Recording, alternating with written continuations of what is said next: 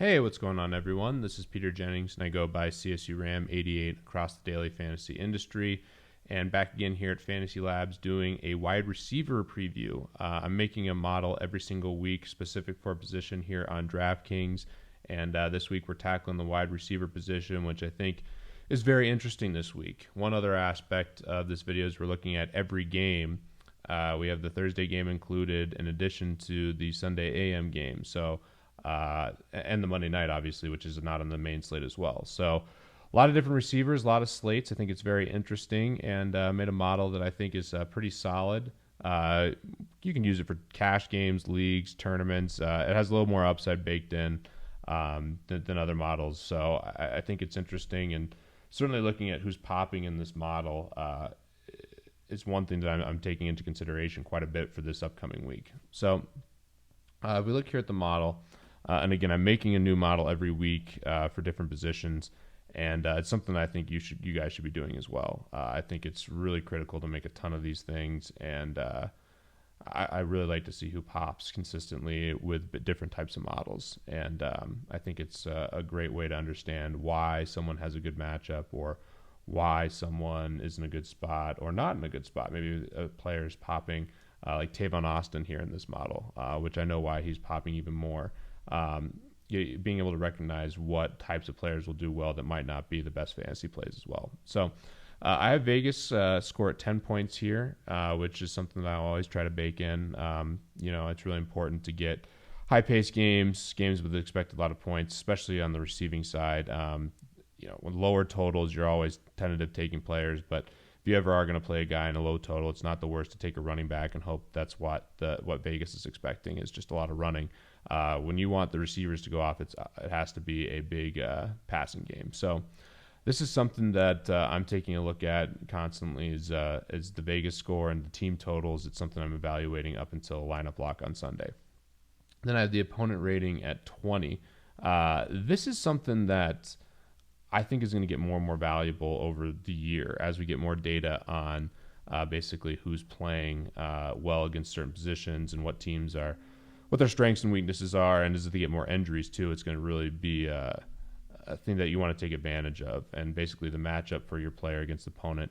And we've done something really cool here at FantasyLabs. This is basically a stat that leverages our plus-minus stat, which is proprietary here at FantasyLabs, and it looks at the salaries and the expectations and the actual performance and it back tests. So I think it's something that's very predictive, and I'm excited to use opponent rating more and more as we get more data on defenses. Projected points per dollar at 35 points. So this is a big part of my model. I always have this in projected plus minus, really weighted heavily. The projections, these are the projections on Wednesday, and something else I wanted to point out is that the projections are constantly changing. It's something we take pride in here, is making sure we're reacting to news and changing the projections up until lineup lock, and the projections will certainly be a lot different after today. These are the Wednesday projections. So projected plus minus at 25, then I projected ceiling at 5 just to bake in a little bit of upside. And then one I've actually messed around with more is market share, and this is a great way to identify receivers who are getting the bulk of the market share for their position, especially important at receiver position. I could have done this slider more, and I have done this slider more for other models. So something to take into consideration. The more you use this, though, you'll see guys like Tavon Austin, who I was referencing earlier. He jumps up in these models when you take into consideration market share. So, let's take a look here at the receivers that have popped out. So Golden Tate, number one. And Golden Tate in that passing game represents a player on DraftKings that should have a high floor, and he hasn't shown that until last week. So I think Golden Tate's a really good play, 4,900. The problem is, in tournaments, a lot of people will be chasing him. And if we look at the year so far, it's really been bad. I mean, before the explosion on 10 targets last week against the Rams, he was averaging 5 fantasy points over the previous 4 games. Still seeing targets, but not doing much with them, right? The thing now is just how is Detroit going to play in this spot?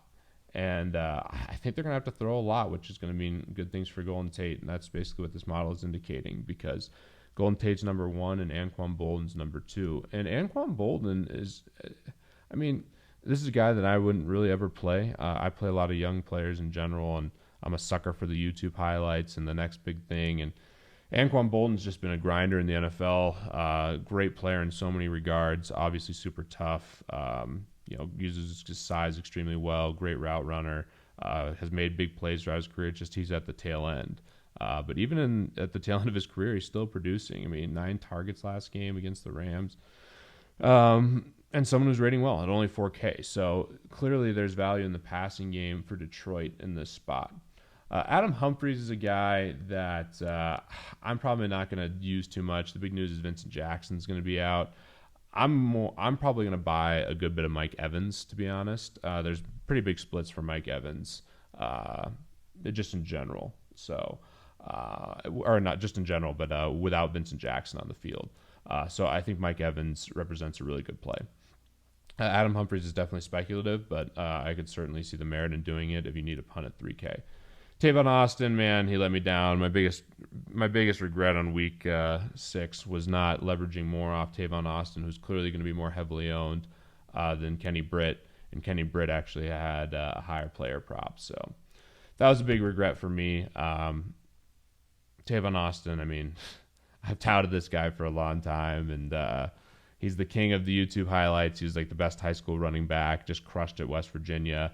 He's had some really big plays and explosive plays in LA, had a lot of touchdowns last year, but this year, I mean, it's just been so disappointing. I mean, look at this game log. I mean, it's just absolutely outrageous. I mean, against the first week, I have some of them against the 49ers, 12 targets, 13 yards. I mean, that's so hard to do. Look at the targets, 12, 9, 8, 6, 10.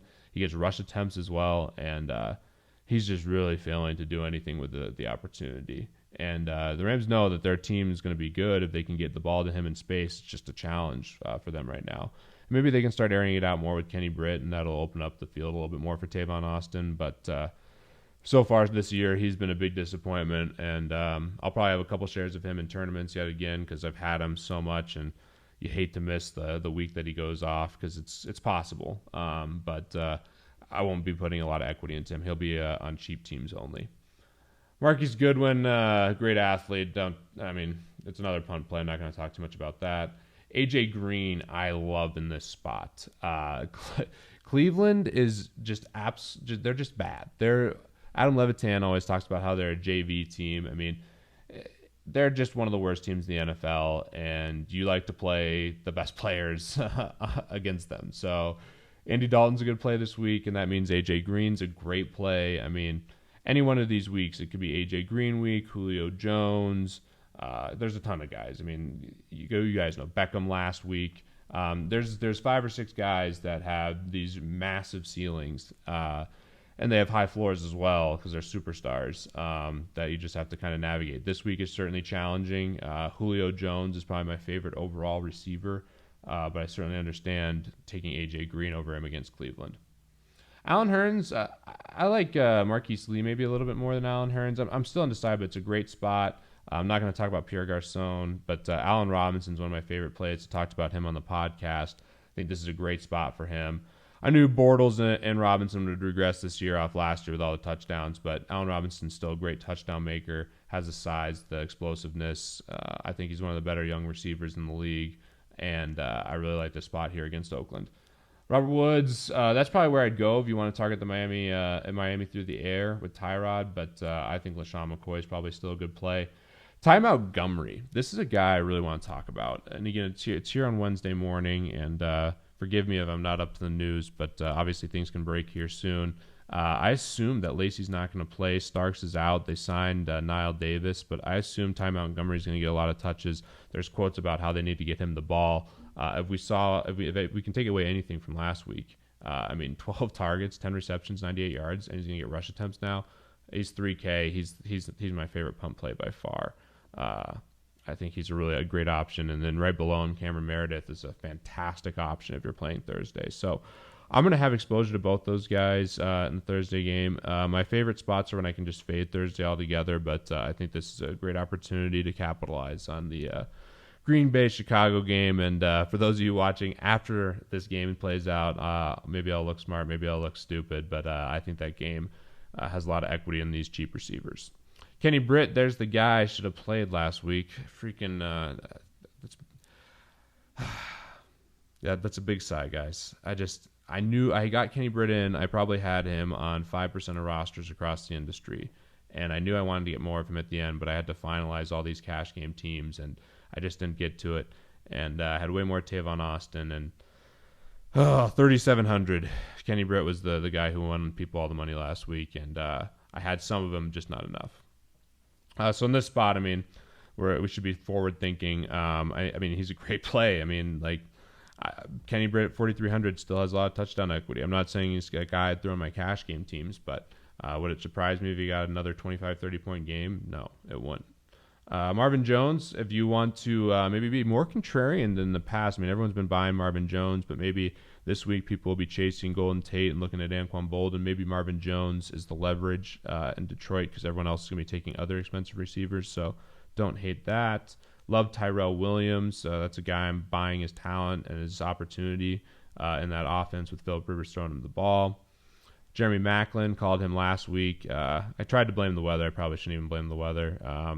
But yeah, hopefully this is a passing game for Kansas City. It could easily just be a spot where they run the ball like crazy. But if you're buying Kansas City passing game, I think Macklin's a really good option.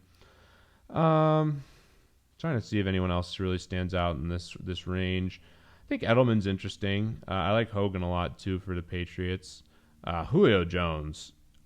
I mean, I'm going to have a lot of Julio Jones this week. And right below him, we have one of my other favorite receivers, Mike Evans. I think those are two guys that I definitely want exposure to this week. A lot of upside, obviously. But Julio, I mean, talked about this on the podcast. That mustache he has going now, too. Just he looks like, I don't even know, like an assassin or something on the field. He just looks, the explosiveness, the size, the focus, I don't know. Something's going on in Atlanta, and Julio is a huge part of it. We're getting A-plus Julio Jones, and I hope he can stay healthy because it's fun to watch. And in this spot, he should go absolutely off, assuming he stays healthy. Remember, Vrett's out for the year, so San Diego is really thin in the secondary. And, yeah, I don't care who it is. It's hard to cover Julio Jones. Mike Evans, again, I referenced it earlier. I think he's a good play with Vincent Jackson out. Alshon Jeffrey, that's a contrarian play if you're playing Thursday. I think not as many people will play him. T.Y. Hilton is a good play. I like playing him more at home, though, but that's a contrarian guy that won't get a lot of love. Amari Cooper, my boy. If you're going to play Bortles, Allen Robinson stack or something, I love running it back with Amari Cooper. I probably won't have as much Beckham as other people, even though it's a good spot. I get it's a really good spot, but I'll take Julio over Odell this week, and that again that could be stupid, but that's where I'm thinking. Yeah, that's pretty much it out of guys who are ranking well. I mean, there's a lot of receivers here that are interesting.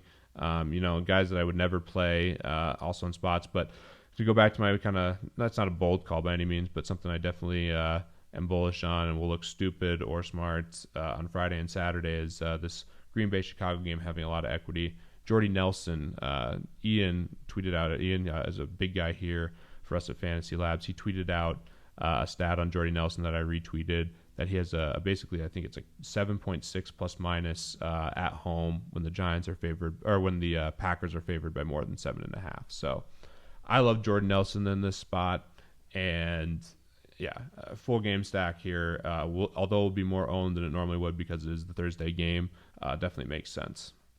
So, yeah, that's the gist of it here, guys. I mean, there's a lot of plays. I think it's a really interesting position this week. We'll see what news breaks, but roster construction is obviously going to be a big thing this week. I think last week we saw everyone pay up for running back and save at receiver. It's easier to do that in the Thursday slate, but harder to do on the main slate. So, in addition to that, you also have a lot of great matchups for the top receivers. A.J. Green, Julio Jones, Odell Beckham. I mean, people are going to want to play those guys. I also really like Allen Robinson. So that's going to be a big choice, is figuring out what you want to do with roster construction. And I hope the receiver position is somewhere you guys do well in. And as always, looking to see more FantasyLabs subscribers at the top of the leaderboard.